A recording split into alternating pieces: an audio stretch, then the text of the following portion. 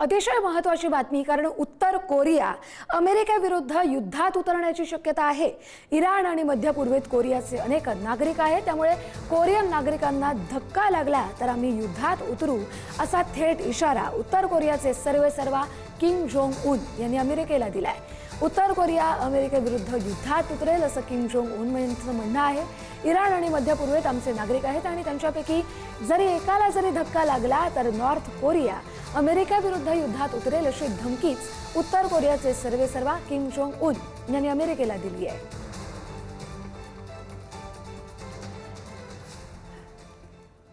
तेहरानमधल्या आझादी stadium जवळ भीषण स्फोट झालाय। अमेरिका आणि इस्रायलकडून प्रसिद्ध आझादी स्टेडियमला लक्ष्य केलं गेलं। लागोपाठ झालेल्या अनेक शक्तिशाली हल्ल्यांमुळे परिसरातील इमारतींनाही धक्के बसलेत। इराणच्या सुरक्षा दलाकडून स्टेडियम परिसरात नाकाबंदी करण्यात आली आहे।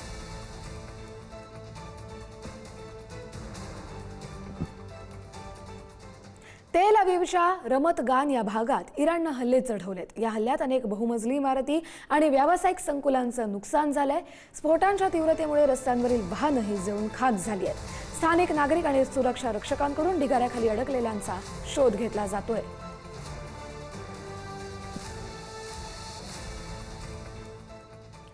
पश्चिम आशियामध्ये सध्या युद्ध सुरू आहे, मात्र या युद्धाचे भारतावर देखील पडसाद पडलेले आहेत। होर्मुझच्या सामुद्रधुनीतील तणावामुळे तेल पुरवठ्यावर परिणाम होतोय। पेट्रोल डिझेलचे दर वाढण्याची शक्यता वर्तवण्यात आली आहे। बासमती तांदूळ, चहा, हिरा या सगळ्या उद्योगांवरती परिणाम होऊ शकतो। विमान प्रवासाचे तिकीट दर देखील वाढण्याची शक्यता आहे, तर मालवाहतूक मार्ग विस्कळीत होण्याची भीती व्यक्त केली जाते। समुद्री मार्गांवरती तणाव आल्यामुळे कंटेनर उशिरा पोहोचण्याची शक्यता आहे। वाहन निर्यात कमी होऊन ऑटो उद्योगालाही झटका बसतोय, तर युद्ध लांबल्यास महागाई देखील वाढू शकते। मध्य पूर्वेत सुरू असलेल्या युद्धाचे पडसाद आता भारताच्या अर्थव्यवस्थेवर उमटण्याची शक्यता व्यक्त केली जाते।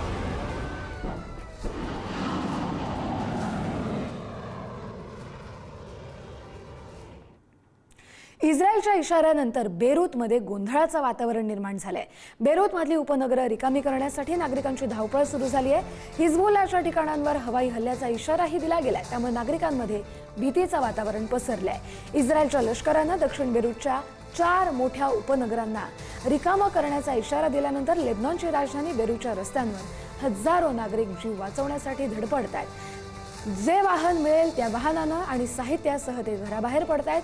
हिजबुल्लाच्या या ठिकाणांवर हवाई हल्ल्यांचा इशारा इस्रायलनं दिलाय, त्यामुळे इस्रायलच्या या रस्त्यांवर मोठ्या प्रमाणात वाहतूक कोंडी झाल्याचं दिसतंय।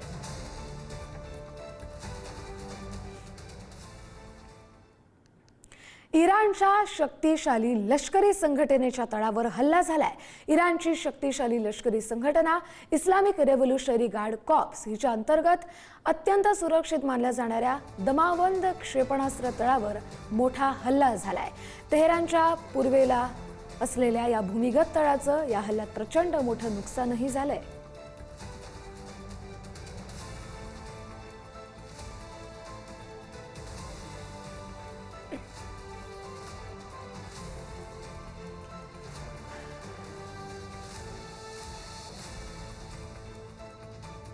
तेहरानच्या पूर्वेला असलेल्या भूमिगत तळाचं या हल्ल्यात प्रचंड नुकसान झालं। इराणच्या शक्तिशाली लष्करी संघटनेच्या तळावर हल्ला झालाय। तेहरानच्या पूर्वेला असलेल्या भूमिगत तळाचं या हल्ल्यात प्रचंड मोठं नुकसान झालंय।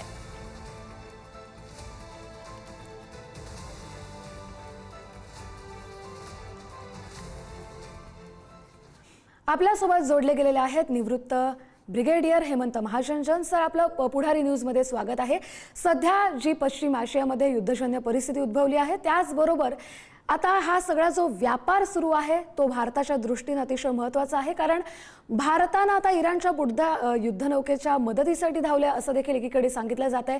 पण दुसरीकडे इराणवरती इस्रायल आणि अमेरिकेनं जो हल्ला केलेला आहे त्या प्रत्युत्तरादाखल इराण जो हल्ला करते, प्रतिहल्ला करते, त्या पार्श्वभूमीवर भारताची भूमिका काय आहे असं तुम्हाला वाटतं? असं आहे, युद्ध हे कुठल्याही देशाकरता चांगलं नसतं, त्याच्यामध्ये विनाकारण नुकसान होतं। तर जे काही मतभेद आहेत अमेरिका आणि इराणमध्ये, तर ते त्यांनी वाटाघाटीच्या माध्यमातून करावे, हे खरं म्हटलं तर सर्वात चांगलं सोल्युशन आहे। परंतु हे दोन्ही देश सध्या काही वाटाघाटीच्या मूडमध्ये नाहीयेत। तर त्याच्यामुळे आपण त्यांना कुठलाही ऍडवाइस जरी केला तरी काही फारसा फरक पडणार नाहीये. पण आपल्याकरता जास्त महत्वाचं आहे की या युद्धाचा जो आपल्या सप्लाय चेन्स वरती जो परिणाम होतो आहे, हं. तो परिणाम आपण कसा कमीत कमी करायचा. मी आपल्या माध्यमातून सगळ्यांना सांगू इच्छितो की जोपर्यंत तेल सुरक्षा किंवा इंधन सुरक्षा आहे त्याची जास्त काळजी नको. तेलाचे भाव काही वाढणार नाहीत. आपल्याकडे 60-70 दिवसाचं तेल आहे आणि तो काही इश्यू नाहीये. पण तो दुसरा जो मुद्दा आहे तो म्हणजे गॅस. तर 50% गॅस आपण आयात करतो. गॅसच्या किमती सुद्धा वाढण्याची शक्यता फारच कमी आहे. कारण आपण जे अल्टरनेट सोर्सेस आहेत ते आता टॅप करायला सुरुवात केली आहे, खास तर रशिया वगैरे. तर त्याच्यामुळे गॅसचा जो सप्लाय थोडा अनियमित झाला असता, तर तो सुद्धा जो भाग आहे आपण तो चांगला कंट्रोल करू शकतो. तिसरा आपले या आखाती देशामध्ये जवळजवळ 80 लाख ते 1 कोटी भारतीय पसरलेले आहेत आणि वेगवेगळ्या ठिकाणी वेगवेगळ्या परिस्थिती आहे आणि अनेक ठिकाणी भीतीचं वातावरण सुद्धा निर्मिती होत आहे. तर या सगळ्या भारतीयांनी तिथे जी भारतीय वकिलाची जी हेल्पलाईन आहे त्याच्याशी संबंध ठेवावा आणि जर काही असा मोठा धोका निर्माण झाला तर ते तिथले सर्वात चांगले ऍडवाइस आपल्याला करू शकतात की तुम्ही या परिस्थितीमध्ये नेमकं करायला काय पाहिजे. पण लक्षात ठेवा, विनाकारण भीतीचं वातावरण निर्मिती करण्याची गरज नाही. कारण हे युद्ध जे आहे, जे आखाती देशाविषयी आता मी बोलतो आहे, तिथे त्यांनी फक्त जे मिलिटरी टार्गेट्स अमेरिकेचे होते त्याच्यावरती इराणने हल्ला केला होता. बाकीच्या जागा सेफ आहेत. परंतु डे टू डे परिस्थिती बदलत असते. तर ज्यांना कोणाला भीती वाटते त्यांनी तिथे वकिलातीशी संबंध ठेवावा. ज्याच्यामुळे अशा धोक्याच्या परिस्थितीमध्ये नेमकं काय करायचं, तिथनं बाहेर पडायचं का किंवा एका गावातनं दुसऱ्या गावाकडे जायचं का किंवा काही स्टॉकिंग करून ठेवायचं का, तर याचा त्यांना जो ऍडव्हायझरी आहे ती मिळत राहील. आणि याच्या पुढचा जो मुद्दा आहे की जो तुम्ही आता न्यूजमध्ये कव्हर करत होता, आपले अनेक एक्सपोर्टर्स आहेत. खास तर नुसतं महाराष्ट्रापुरतं बोलायचं म्हटलं तर इथून केळी आपण मोठ्या प्रमाणामध्ये निर्यात करतो गल्फला. याच्याशिवाय हे जे आहे आलं म्हणजे जिंजर, ते सुद्धा आपण हे करतो. तर आता सप्लाय चेन डिस्टर्ब झाल्यामुळे सध्या शेतकऱ्यांच्या समोर एक मोठं आव्हान आलेलं आहे. एक्सपोर्टरच्या समोर मोठं आव्हान आलेलं आहे की आता जे जे सगळं सामान एक्सपोर्ट करण्याकरता आता कंटेनर्स मध्ये आहे, ते कंटेनर्सची मुवमेंट काही गल्फ ऑफ हॉर्मुझच्या बाजूला जाणं सध्या तरी काही दिवस शक्य दिसत नाहीये. तर त्याच्यामुळे दोनच पर्याय आपल्याकडे आहेत. हे जो एक्सपोर्ट कन्साइनमेंट आहे ते इतर देशांच्याकडे वळवायचं किंवा दुसरं आपलं जे आतलं जे अंतर्गत मार्केट आहे प्रचंड मोठं आहे आणि किती पण म्हणजे काही कंटेनर जर एक्सपोर्ट आपण करू शकलो नाही, केळ्याची असो की आल्याची असो की इतर पेरिशेबल्सची असो, की आपण आपल्या मार्केटमध्ये ऍब्सॉर्ब करू शकतो. तर यावरती लक्ष असेलच सरकारचं, कॉमर्स मिनिस्ट्रीचं. आणि जर चुकून जर म्हणजे पेरिशेबल गुड्स जे एक्सपोर्ट होत आहेत जर ते खराब होत असतील तर त्याला आपल्याला आपल्या आतल्या मार्केटमध्येच ते वापरावे लागतील. तर अशा म्हणजे बहुविविध पद्धतीने हे जो या युद्धामुळे जी सप्लाय चेन डिस्टर्ब झालेली आहे त्याच्यावरती आपल्याला मात करावी लागेल. नक्कीच व्यापाराचा हा मुद्दा झालाच हेमंतजी, पण दुसरीकडे अमेरिका आणि इस्रायलने इराणवर जो हल्ला केला त्यानंतर आता अमेरिकेला उत्तर कोरिया सुद्धा धमकी देते की आमच्या आखाती देशांमध्ये आमचे सुद्धा बरेच नागरिक आहेत, जर त्यांच्या केसाला जरी धक्का लागला तर उत्तर कोरिया सुद्धा अमेरिकेविरोधात युद्धात उतरू शकतं. आता हे जे सगळे जग दोन गटात विभागलं जाताना आपल्याला दिसतंय, त्याचा काय परिणाम होऊ शकतो? बघा, उत्तर कोरियाला नेहमी एक रोग नेशन समजलं जातं आणि ते जगातले कुठलेही नियम पाळत नाहीत. आणि जे 2-3च देश ज्यांना युनायटेड नेशन्स मध्ये प्रवेश नाही तर त्याच्यामध्ये एक उत्तर कोरिया आहे. आणि उत्तर कोरियाचं मुख्य न्यूसन्स व्हॅल्यू ही खूप जास्त आहे. म्हणजे त्यांच्याकडे वेगवेगळ्या प्रकारची क्षेपणास्त्रे किंवा मिसाईल्स आहेत नंबर 1. दुसरं, त्यांच्याकडे न्यूक्लिअर बॉम्ब सुद्धा असावेत असं आहे. आणि याच उत्तर कोरियाने म्हणजे पाकिस्तानला त्यांची मिसाईलची टेक्नॉलॉजी दिली आणि पाकिस्तानकडून त्यांनी अणुबॉम्ब कसे बनवायचे ही टेक्नॉलॉजी त्यांनी घेतली होती. तर हे एक रोग नेशन आहे, हे करू शकतं. परंतु उत्तर कोरियावरती खूपच लक्ष असतं. तर त्यांनी काही म्हणजे धोकेदायक हालचाल जर गल्फच्या बाजूला केली तर त्यांची क्षमता काय आहे वगैरे हे आता याच्याविषयी बोलणं बरोबर होणार नाही. परंतु उत्तर कोरियावरती मात करण्याकरता पुष्कळशा म्हणजे बाबी आहेत, युद्ध डावपेच आहेत अमेरिकेकडे. तर त्याला मी जास्त म्हणजे त्याची मी जास्त काळजी करणार नाही. पण मला जी जास्त काळजी आहे की म्हणजे काळजीपेक्षा म्हणजे मी आपल्या थ्रू सगळ्या माध्यमांना विनंती करतो की विनाकारण भीतीचं वातावरण निर्मिती करू नका.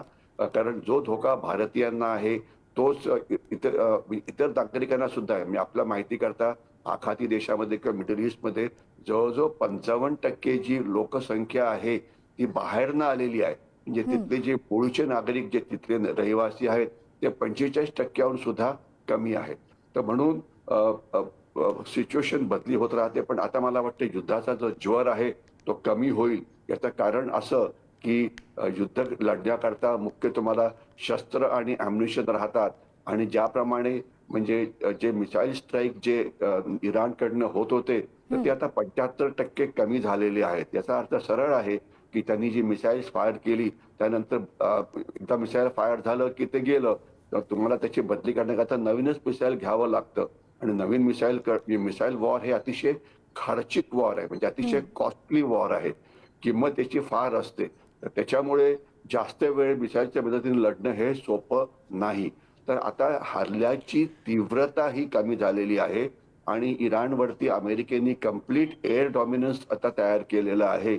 तर त्याच्यामुळे इराणकडून होणारे हल्ले गल्फच्या देशांवरती वगैरे हे नक्कीच कमी होतील किंवा त्याची तीव्रता आत्ताच कमी झालेली आहे. पण जिथे जो एक वीक पॉइंट आहे तो म्हणजे गल्फ ऑफ होर्मुझ की तिथे नुसते धमकी दिली. Gulf of Hormuz he basically एक समुद्रधुनी आहे की जी इराण आणि याच्यामध्ये आहे आणि आपल्यापासून फक्त 400 किलोमीटरच्या दूर आहे आणि एक 25 ते 30% तेल इथून येतं. तर तेलाचा जर सप्लाय डिस्टर्ब झाला तर तेवढं तेल कमी होईल. पण जसं मी पुन्हा म्हटलं होतं की आपल्याला जास्त काळजी नाही कारण आपल्याकडे स्रोत म्हणजे जे विविध 8-9 वेगवेगळ्या ठिकाणनं आपण तेल घेतो. आपल्याकडे रिझर्व्ह तेल भरपूर आहे. जो काही थोडाफार प्रॉब्लेम होऊ शकतो ज्याच्याकडे आपण लक्ष ठेवायला पाहिजे तो मुख्य गॅसवरती आहे. गॅस मी रिपीट करतो कारण गॅसचं जे स्टोरेज भंडार आहे तेलाच्या तुलनेमध्ये आपल्याकडे थोडं कमी आहे. पण त्याच्याकरता ऑल्टरनेट पद्धती सुरू आहेत. सप्लाय चेन डिस्ट्रप्शन होतात त्याच्यावरती देशाचं लक्ष असायला पाहिजे बरं. आणि विविध काउंटर मेजर्स जे घ्यायचे ते घ्यायला पाहिजेत आणि ते घेतले पण जात आहेत. बरं, नक्कीच धन्यवाद हेमंतजी, तुम्ही हे सगळं विश्लेषण केलं त्यासाठी.